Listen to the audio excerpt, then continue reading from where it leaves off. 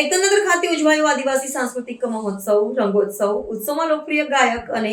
કલાકાર શ્યામલ મુનશી, શોમિલ મુનશી અને આરતી મુનશીએ તેમના સંગીતથી સૌને મંત્રમુગ્ધ કરી દીધા. ગુજરાત રાજ્ય સંગીત નાટક એકેડમી તથા નર્મદા જિલ્લા વહીવટીતંત્રના સંયુક્ત ઉપક્રમે એકતાનગરના એકતા ઓડિટોરિયમમાં આદિવાસી સાંસ્કૃતિક મહોત્સવ રંગોત્સવ ભવ્યતા સાથે ઉજવાયો હતો, જેમાં જિલ્લા પંચાયત પ્રમુખ શ્રી ભીમસિંહ તડવી, નાંદોદ ધારાસભ્ય ડોક્ટર દર્શનાબેન દેશમુખ સહિત જિલ્લાના અધિકારીશ્રીઓ ઉપસ્થિત રહ્યા હતા.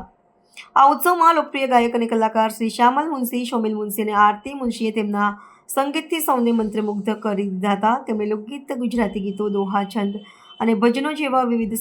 સંગીત સ્વરૂપો રજૂ કરીને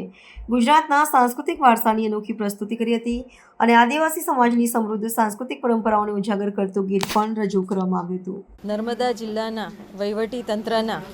ઉપક્રમે રંગોત્સવ આદિવાસી સાંસ્કૃતિક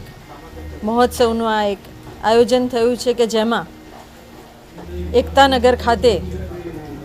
શ્યામલ મુનશી, શૌમિલ મુનશી અને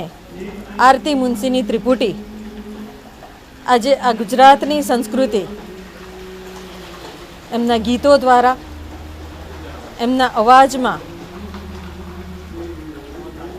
જે લાગણી છે એને રજૂ કરવાની વાત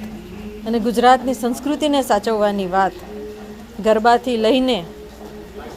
આદિવાસી સંસ્કૃતિમાં ગવાતા ગીતો, નાના બાળકો છે એના માટે ગવાતા ગીતો અને આવા ગીતો દ્વારા લોકોનો ઉત્સાહ વધારવામાં, સંસ્કૃતિને જાળવવામાં અને ગુજરાતની આ સંસ્કૃતિ એવી છે કે જેમાં અનેક કવિઓએ પોતાની આ સંસ્કૃતિ દ્વારા એ લોકગીત હોય, ગુજરાતી ગીતો હોય, દોહા હોય, છંદ હોય કે ભજન હોય, પણ ગુજરાતના કવિઓની એક આગવી ઓળખ છે.